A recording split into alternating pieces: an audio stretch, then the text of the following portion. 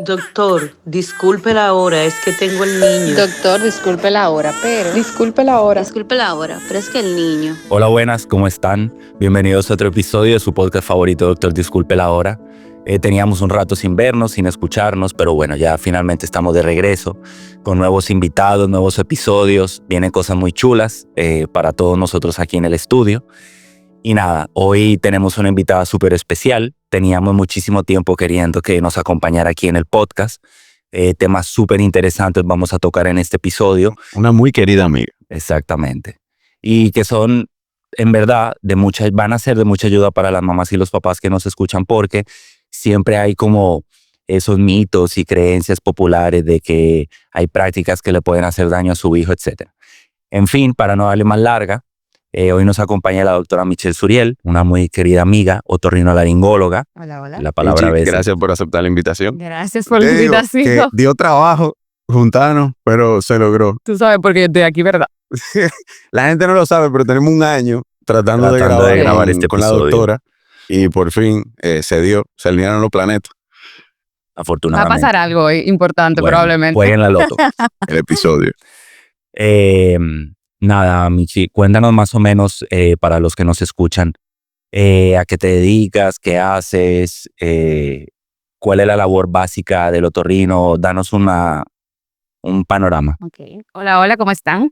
Yo soy la doctora Michelle Suriel, me gradué con Dani de la universidad aquí en UNIBE y luego me fui fuera e hice otorrinolaringología y cirugía endoscópica. ¿Era bueno Dani en la universidad? Sí, claro. Okay. Un 100 de 100. Básicamente los otorrinos se dedican a ver todo lo que tenga que ver con oído, nariz y garganta, temas de audición, también cuello, y básicamente vemos todos los otorrinos, vemos niños y adultos. Hay algunos que se especializan en una cosa más que otra, pero por lo general eso es básicamente lo que vemos. Perfecto. Mira, para darle entrada, ¿por qué tú dirías que fuera la razón principal que los pacientes nuestros deberían de ir al otorrino? Bueno, si nos sentamos, hay muchas razones. O sea, Pero nosotros estamos bastante ligados porque ustedes como pediatra, primero son la primera persona que ven los niños o los pediatras, pero realmente nosotros vemos todo lo que tenga que ver con oído, que realmente en los niños, otitis media, otitis, es una de las palabras más comunes, el pan de cada día de nosotros. La rhinosinusitis, también la hipertrofia adenoidea, eso es un tema también bastante tocado y tiene mucha controversia en cuanto a cuándo operar y cuándo no. Y las amigdalitis también a repetición. Ok. Yo quisiera darle un poquito de contexto y explicarle a las mamás por qué los niños se enferman tanto. Muchas veces las mamás dicen, no, doctor, que mi niño no sale de un moco, que mi niño vive enfermo. Sí es verdad que, por ejemplo, un niño puede tener hasta 6 a 8 episodios febriles por año durante sus 2 primeros años de vida. Y la mayoría de veces esos episodios febriles corresponden a enfermedades respiratorias y sobre todo de la vía respiratoria alta. Ustedes saben que los virus y las bacterias entran primero por la nariz, muchos se diseminan por gotitas de spray, en otros niños enfermos que hablan, que lloran, cuando comparten juguetes, se los meten a la boca, etc. Entonces, Michelle, explícales a las mamás por qué, desde tu punto de vista como otorrino, por qué los niños son tan susceptibles a enfermarse y a durar con ese moco que no se le quita, porque a veces la mamá va al consultorio y su queja es esa. Dice, doctor, este niño no sale de un moco, este niño la semana pasada estaba enfermo, le dimos tratamiento y otra vez tiene el mismo moco. Lo difícil que es explicarle que el moco transparente No es nada. no es nada y que no hay que medicarlo. No. Y no lo registran. Y siempre preguntan, ¿y hay que darle antibiótico? Y Ajá. no, o sea, los antibióticos tienen sus indicaciones. Claro. Pero bueno, repítame la pregunta, perdón, es ¿cuándo? Porque, o sea, por ejemplo, para poner todo en contexto para que entiendan las mamás, sabemos que el tejido adenoideo es muy activo Sí. en los 2 primeros años de vida, sobre todo porque se relaciona Las con la amígdalas inmunidad palatinas del niño, también, las claro. amígdalas palatinas. Forman parte de una estructura que es un anillo, ¿verdad? Niño de guantera. Entonces, cuando el niño va creciendo y va desarrollando inmunidad, esas estructuras adenoideas que pertenecen al sistema linfático, el sistema linfático es el que se encarga De la inmunidad de del la niño. inmunidad del niño, es muy activo y estas estructuras crecen de tamaño. Entonces, por eso los niños a edad temprana es tan Empiezan. característico que tengan tantos problemas, por ejemplo, con la respiración, tienen problemas con el moco no fluye porque esas estructuras al estar aumentadas de tamaño muchas veces producen una obstrucción mecánica al flujo normal del moco y puede sobrevenir, por ejemplo, la infección, la sinusitis, la otitis, etc. Entonces, le vamos a dar un resumen después de la clase de anatomía a los padres. Pero bastante bien explicado. Sí, sí. Exacto. Entonces, partiendo de ahí, explícales, por favor, a la mamá, Michelle, por qué en los niños pasa esto y qué es lo más común que tú ves o cuál es el abordaje del otorrino en estos casos. Okay. Eso, evidentemente, o sea, cada niño es diferente y eso va a depender mucho de factores anatómicos del niño, también como factores ambientales.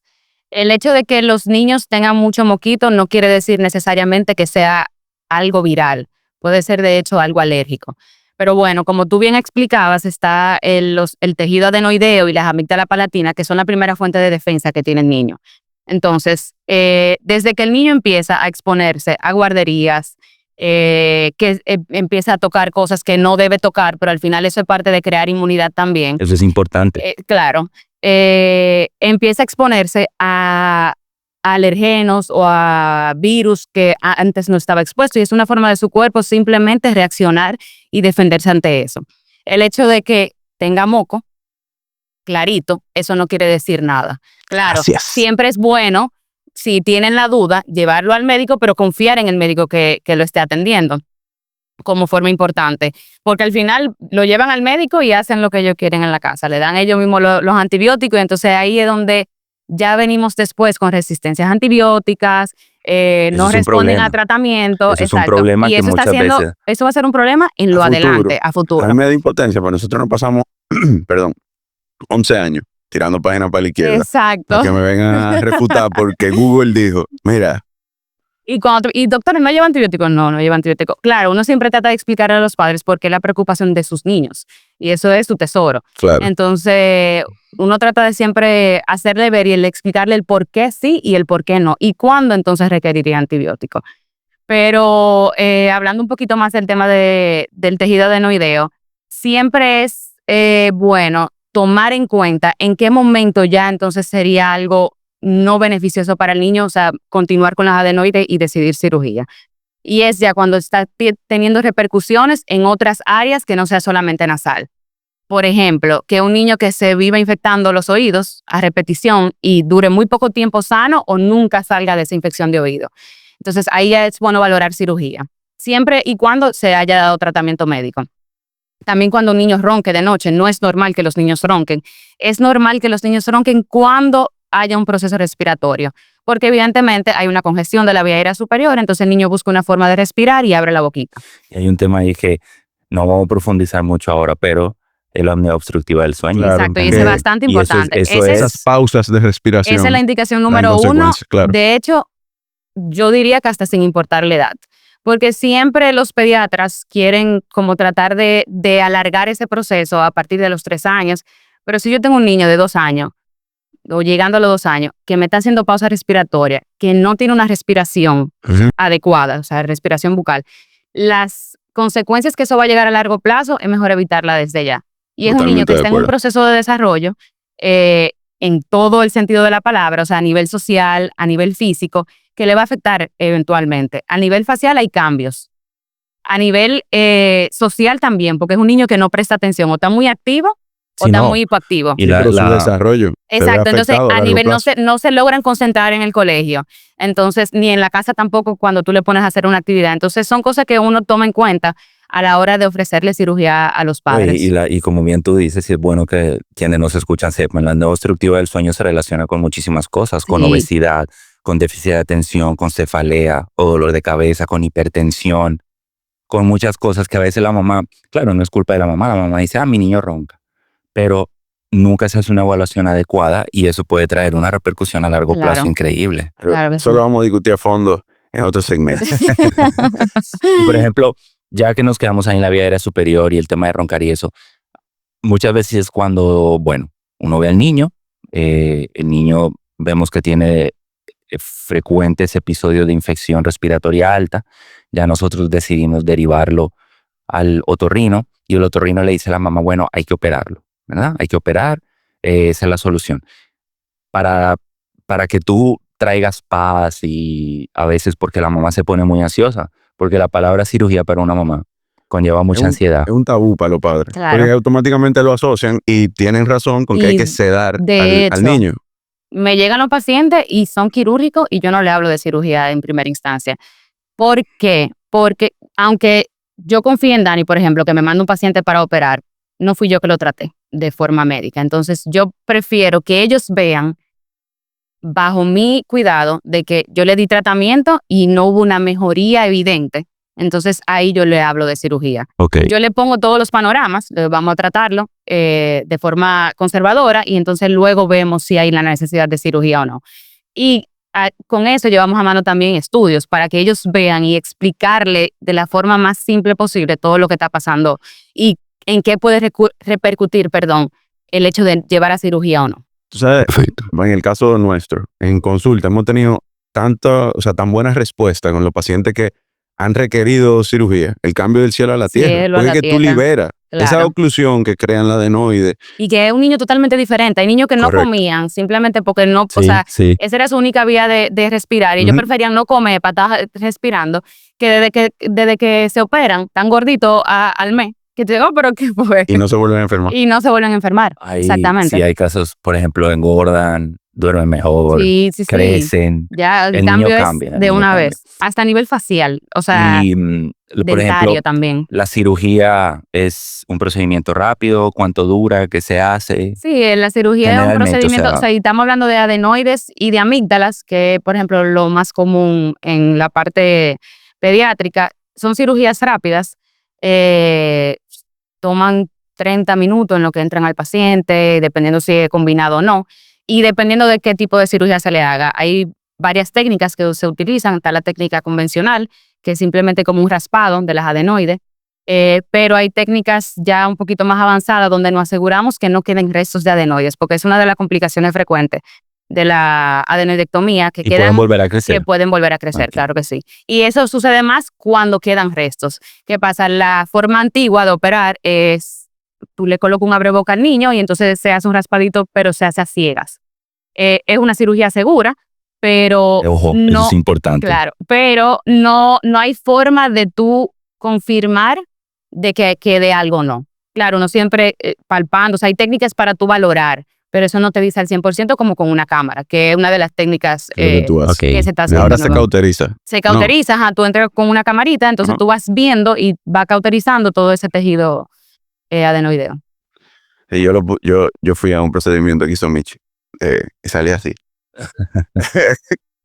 Da teriquito, Bueno, pero lo importante también es eso, que es un procedimiento rápido y seguro, Sí, en cierta Y forma. el niño se va ese mismo día a su casa, que a veces es una de las preocupaciones de los niños, hasta cuando están grandes y tú dices, yo no quiero quedarme ingresado, yo no te Claro, preocupes, te vas para tu claro. casa Yo el te iba a mismo día. preguntar, la recuperación en los niños es un poquito más noble que en los adultos. 100%. Esos Bueno. niños están brincando, o sea, hasta el mismo día. Sí hay días que va, o sea, ya al pasar los días, como al tercer, quinto día son los peores días, por tema de dolor, pero en las adenoides, eso cero, o sea, esos niños son una estrella de paciente, el postquirúrgico. Las amigdalectomías son las que dan un poquito más de trabajo, porque para sanar el área Ujú. deben de comer. Y ellos no quieren comer porque Tienen dolor. tienen dolor. O tienen miedo. Entonces uno lo va incentivando que coma helado, que le den las cosas que le gustan, Claro. entonces uno va ayudando, pero realmente la recuperación de los niños es totalmente diferente a la de cualquier adulto. Claro. Excelente. Mira, Excelente. hablando ahora de oídos y las otitis, que son Las famosas el pan de otitis. cada día de Claro. nosotros en la consulta, y más entre cumpleaños, playa, Piscina. piscina, hasta en la misma casa, el agua que se queda ahí Eso es así. posada se descompone Y cambia ahí la viene- naturaleza del oído. Exactamente. El abordaje con la otitis, o sea, obviamente se medica siempre local con gotica, pero ¿cuándo tengo yo que abordar con antibióticos? Ok. Primero, aclarar de que hay diferentes tipos de otitis. Ujú. Hay muchísimas clasificaciones, pero hablando de lo más común, están las otitis externas, que es la que están antes de la membrana timpánica. Todo el mundo conoce que hay una membrana Ujú. en el oído. Y esas mejoran en un 98%, te puedo decir, con gotas tópicas. Y siempre que haya una buena limpieza del oído. Esas generalmente se dan porque le limpian los oídos al niño o porque van a piscina con frecuencia y eso le cambia la naturalidad de las bacterias que tiene el oído. Entonces, hablando ya de las otitis media, En la otitis externa casi nunca se requiere antibiótico, a menos que sea algo ya un poquito más severo. Pero en la otitis media, yo voy mucho de la mano con la clínica del paciente. Si es un paciente que simplemente tiene dolor de oído, con secreción dentro del oído medio, yo me mantengo con un tratamiento conservador en cuanto a lo tópico. Ok. El conservador sería gotas y analgésico. Es gotas, pero todo nasal. ¿Qué pasa? Spray. Spray nasal. El oído medio, que es la parte que se afecta en la otitis media, como bien su nombre lo dice, hay un conductico que comunica oído y nariz. Y entonces ese conductico no está funcionando de forma adecuada y lo que se quiere es desinflamar ese conducto para que salga el moco o la secreción que está dentro de ese oído. Entonces, ellos responden bastante rápido con un tratamiento tópico nasal. Y uno puede ayudarlo, claro, con algo oral, antihistamínicos, una dosis baja de esteroides, dependiendo de cada paciente. Antibióticos a menores de 6 meses, siempre. Pero ya cuando son niños más grandecitos, yo me reservo el tema de antibiótico cuando yo veo una clínica mucho más florida. Que sea un niño que esté apagadito, que tenga mucho dolor, fiebre, una membrana que esté abombada. Entonces ahí yo digo que vamos a ayudarle un poquito más y le ponemos antibiótico. Que a veces se ve, o sea, la membrana abombada y tú ves el moco verde o amarillo atrás del tímpano. Exactamente. Entonces ahí yo digo, aquí va antibiótico, sí, porque claro. Sí. Pero si no, me mantengo al tratamiento tópico. A mí, por ejemplo, el dolor de cabeza de muchas veces de nosotros los pediatras es, tú tienes un niño que empieza con una otitis externa, ¿verdad?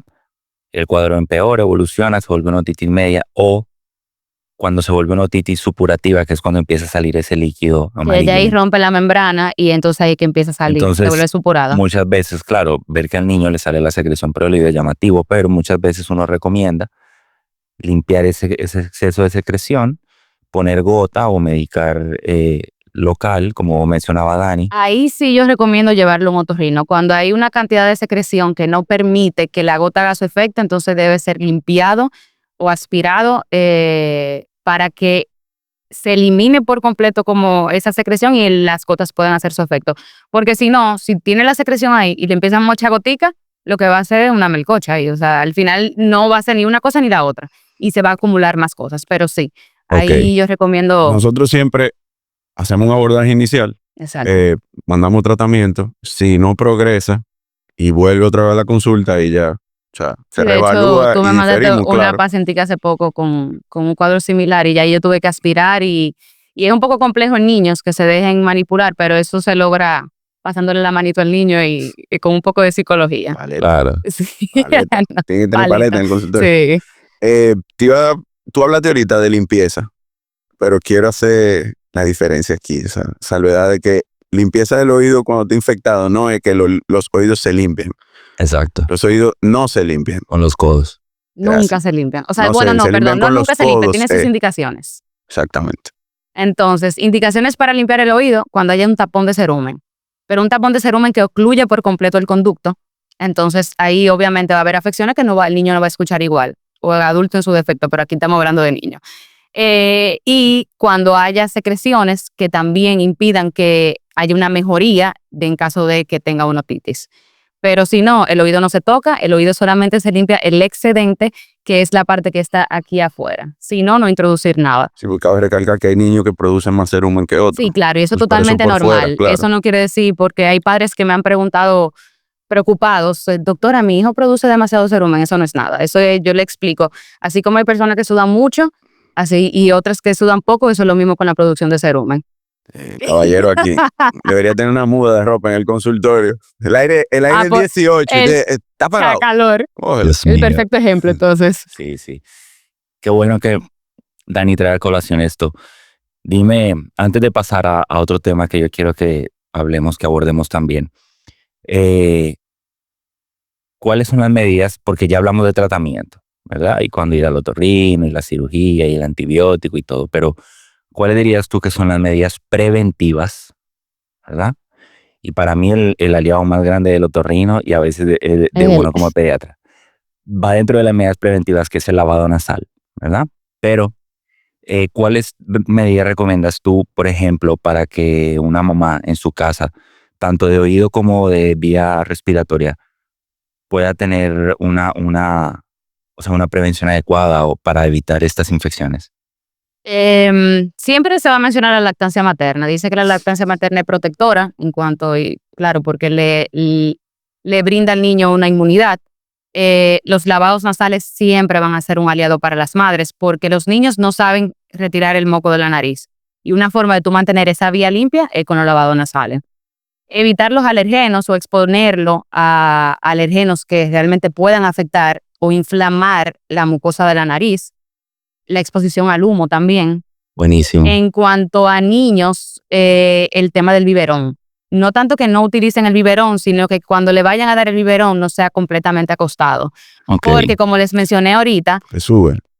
exacto, cuando el conductico que va hacia el oído, que conecta el oído con la nariz, La trompa de Eustaquio. la trompa de Eustaquio, es cuando se lo toman completamente acostado, esa leche puede llegar ahí, entonces inflamar y llegar hasta el Mira, oído. Interesante. Yo no sabía. Y, por ejemplo, bueno, este tema del biberón y todo, pero en el contexto, qué bueno que mencionaste lo de la lactancia materna, porque sí, la leche materna se ha demostrado que reduce la incidencia de otitis media, claro. de enfermedades como el asma, de las infecciones de vía respiratoria.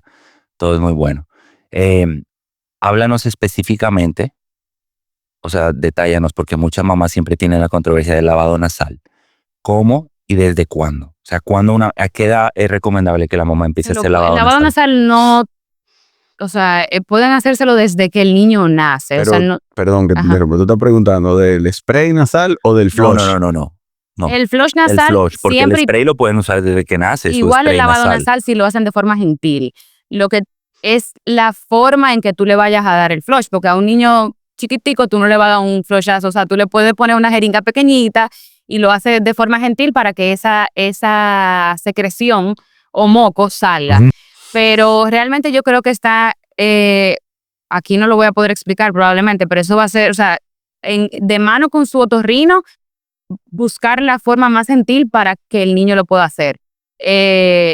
Con solución salina siempre, o sea, con agua estéril, y no hacer una fuerza abrupta para que eso no pueda llegar a otro lado donde no quieran que lleguen, pero realmente es muy difícil. Se puede Sí. ir el moco, el líquido también al Exacto, oído. al oído si lo hacen de la forma inadecuada. Pero mientras lo hagan de una forma gentil, con agua limpia, eso no tiene ningún peligro. Perfecto. A veces cuando, yo soy sincero, yo a veces le digo a la mamá, cuando viene con el niño, que el moco, que no se le quita, que tiene 2, 3, 4 semanas, yo le digo, óyeme, no hay jarabe que saque el moco. No. No existe un jarabe que No. saque el moco. Si el niño no sacude, no se lo sacan, eso se va a quedar ahí. Lavado nasal es la mejor. Claro. Y a veces la mamá dice, ya, lavado nasal. Yo le digo, Sí. óyeme, es que es una cuestión mecánica.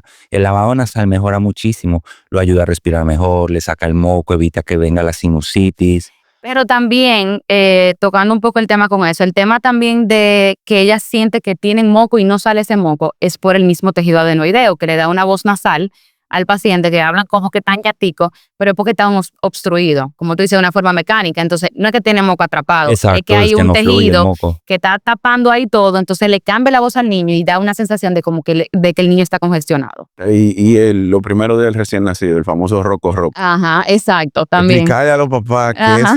que el moquito se le seca en la nariz cuando respiran, que eso es lo que suena. Ese es el enemigo número 1 de la mamá dominicana, el roco. Y el roco. Ujú. Está respirando raro. Ay, sí. Me han llegado algunos así. El roco. Que han ido donde su pediatra y le dijeron, doctora, me dijeron que eso no es nada. Él te lo dijo muy bien. Digo, aparte del lavado nasal, yo no voy a mencionar el nombre del spray Ajá. aquí, pero tú tienes uno que free te promo. deberían hacer una estatua.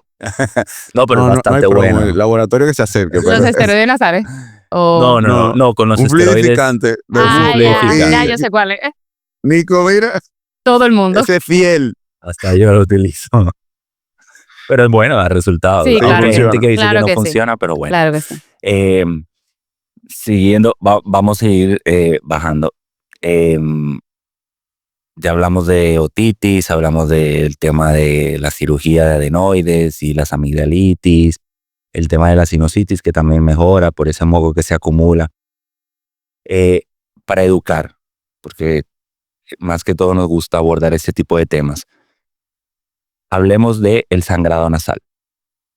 ¿Qué hacer cuando un niño le sangra en la nariz y qué no hacer? Porque, por ejemplo, el sangrado nasal, que a veces viene como complicación de todas esas entidades que tú mencionabas antes, de un niño que tiene la mucosa nasal roja y edematizada, o sea, hinchada, que se hurga la nariz, porque los niños es normal que se metan mucho el dedo en la nariz. el niño empieza a sangrar. Hay niños, eso se llama epistaxis. ¿Qué eres tú que en la casa, qué le recomiendas a la mamá? Lo primero es que no entren en pánico. Yo sé que como Gracias madre por es un empezar poco... por ahí. Eso era lo primero que yo iba a decir. Yo creo que como madre es un poco difícil porque ven sangre, que su niño está sangrando por la nariz, Dios mío, o sea, se le Sí, no, como no, que se nublan. Total. Pero lo más común en niños es que haya un sangrado por digitotrauma. O sea, Ujú. que se entre en el dedito, se traumatiza en la mucosa de la nariz Está buena esa palabra. Y Aprendido entonces- otra. Trauma del dígito. y entonces tiene la laceración ahí en la mucosa, no hay cosa que sangre más que la nariz. Entonces empieza ese sangrado que para ellas es bastante llamativo. Lo primero es dejar el niño derechito. ¿Por qué? Si le echa la Atención, cabeza hacia atención. adelante, aumenta el flujo sanguíneo. Entonces va a aumentar el O sea sangrado. que está mal Sí, lo no. que uno viene pues yo le decía haciendo, ahí, claro, que, mira. y que abran la pierna y que se pongan. No, porque cuando tú te hacías va a aumentar el flujo sanguíneo. Entonces tú dejas al niño derechito, normal, en su posición normal. No le diga, tampoco decirle que se echen para atrás, porque esa sangre puede caer a vía Todo respiratoria o la mal, Nico, garganta. ahí Y pueden, bueno, estamos aprendiendo Qué todos. horror. Entonces, con una impresión bidigital, igual digitotrauma, se le aprieta la naricita. Cuentan 3 Díganselo en minutos. español a los papás que Con no los van a 2 entender. deditos como una pinza, Ajá. aprietan la parte blandita de la nariz Y por hagan 3 así. minutos. En caso de que eso no responda, pueden ponerle hielito también en la frente. Esa es Porque el hielito va a Claro. hacer que los vasos de la nariz se pongan Se más constriñen, chiquitos, sí. entonces disminuye el sangrado. En caso de que no sea de forma espontánea, entonces ahí ya lo llevan a emergencia. Pero aparte Ok. del digitotrauma, el cambio de temperatura Sí, claro que sí. afecta Sí, mucho. sí, sí. También ahora en o sea, diciembre, los esta virus. brisita que hay Sí. de invierno. Sí, sí, sí. Y ahora en diciembre, no, ya no estamos en diciembre, pero me entienden. Seca la mucosa nasal y los Y eso, vasitos claro. capilares se rompen más Claro fácil. que sí, sí. Esa es otra causa también. Me fui a la principal porque Oh, bien. de verdad es de lo que más yo veo. Y de hecho, a veces los pacientes llegan y me dicen, no, que está sangrando de la nariz. Le pregunto, ¿se entra el dedo en la nariz? No sé, nunca se entra el dedo por la nariz. Cuando yo abro y veo la nariz, yo el rajado ahí. O sea que sí. Aunque no, los padres no lo vean siempre, puede ser, o sea, es la causa más común. A mí me tranquiliza mucho, o sea, obviamente, ellos se alteran porque es sangre, pero cuando tú le preguntas yo le digo, Ahora de una vez. ¿es sangre roja clara? Sí, y olvídate de eso. Ujú, O sea, eso es... exacto. Sí, a veces. Y que paró de una vez, ya tú sabes que ahí no hay Ujú. nada por qué preocuparse. No, y a veces en los colegios las profesoras pierden el control también, llaman de una vez, está sangrando, ayuda. Es un tema. Bueno, espero que las mamás hayan que les sirva. de aprendizaje. Mira, antes de cerrar, los que nos escuchan, ¿dónde te pueden contactar o dónde tú estás brindando servicio? Ok, en mi perfil está el contacto para agendar citas. Yo estoy en Clivap, que es un centro de otorrino que está en la Charles Sommer, y estoy en Corazones Unidos también. O sea que estoy a la orden. ¿Tus redes sociales cuáles son? Doctora Michelle Suriel. Excelente. A doble L. Claro, porque después me escribe Michelle con una L. Ajá. Bueno, Michi, muchísimas gracias por venir hoy, por compartir. Nosotros aprendimos cosas nuevas hoy también, y me imagino que el que nos escucha también. Gracias por escucharnos y por compartir con nosotros y por formar parte de su podcast favorito, Doctor Disculpe la Hora. Nos vemos en la próxima. Bye, Chao. bye. Bye.